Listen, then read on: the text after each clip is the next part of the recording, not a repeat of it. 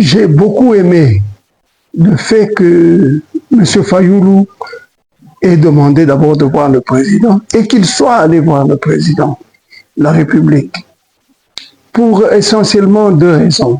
La première raison est que personne n'a oublié, nous tous nous savons que Fayoulou n'a fait que réclamer son pouvoir qui lui aurait été volé ou arraché par Tshisekedi grâce à ses manigances avec l'ancien président Kabila. Et voilà que tout d'un coup, Fayoulou quitte cette façon-là de voir les choses et va voir Tshisekedi pour résoudre le problème. Deuxième raison, c'est l'acte patriotique dans cette période très difficile pendant laquelle notre pays risque d'être balkanisé. Le risque de balkanisation n'est pas encore enlevé. Il est d'ailleurs plus grand maintenant qu'il y a peut-être 6 mois, par le fait que M. Kabila s'est permis d'aller à Goma par Kigali.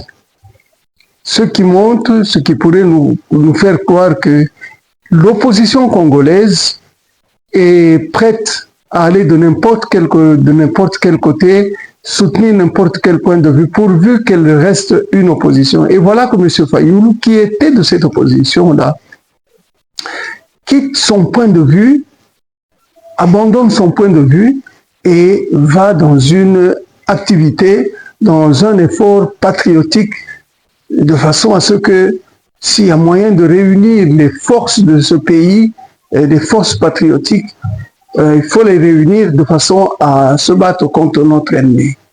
Ce sont les raisons qui me poussent à apprécier l'acte que M. Fayoulou a posé. Et donc ça m'a fait vraiment un grand plaisir de voir qu'ils se sont salués et Tshisekedi l'a embrassé. C'est en fait Tshisekedi qui l'a embrassé et lui aussi a plutôt aimé le fait que Tshisekedi l'a embrassé.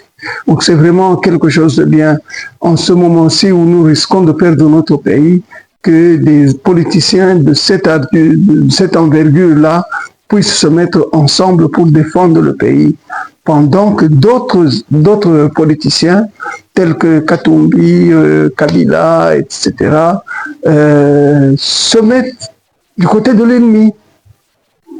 Incroyable, mais ils se mettent du côté de l'ennemi.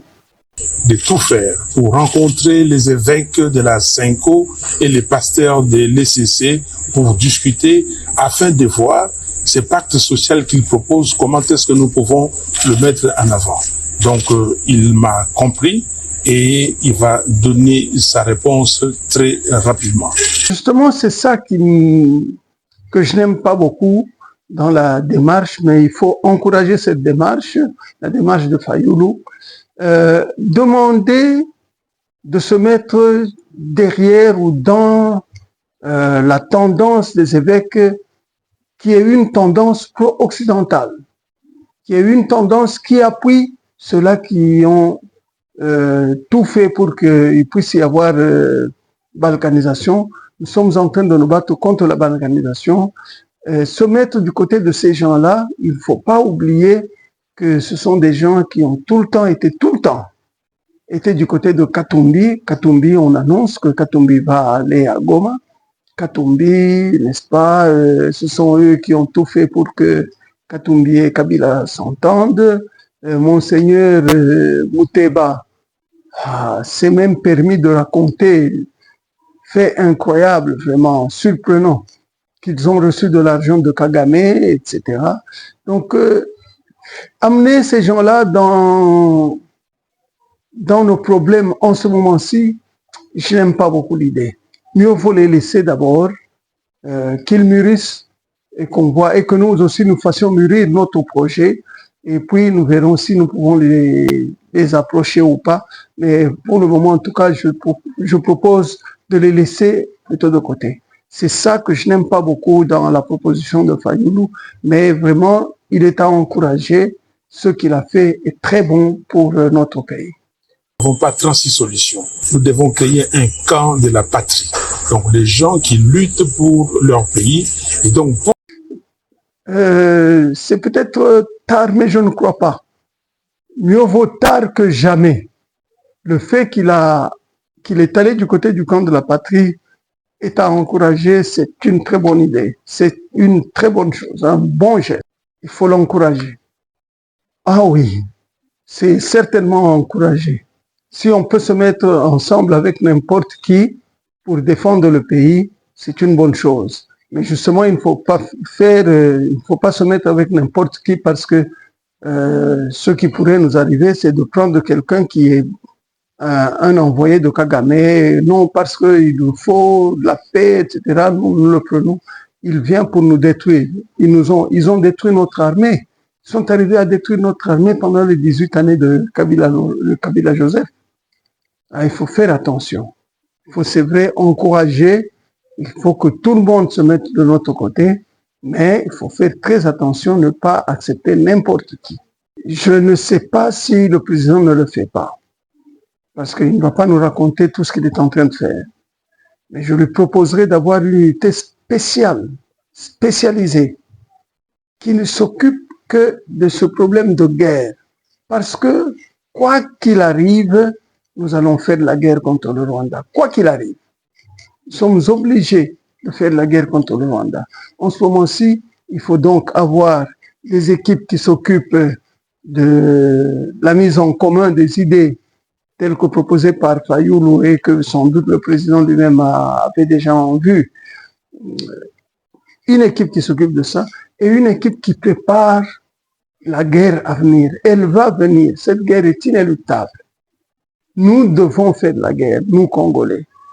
Nous ne pouvons pas laisser les choses aller autour.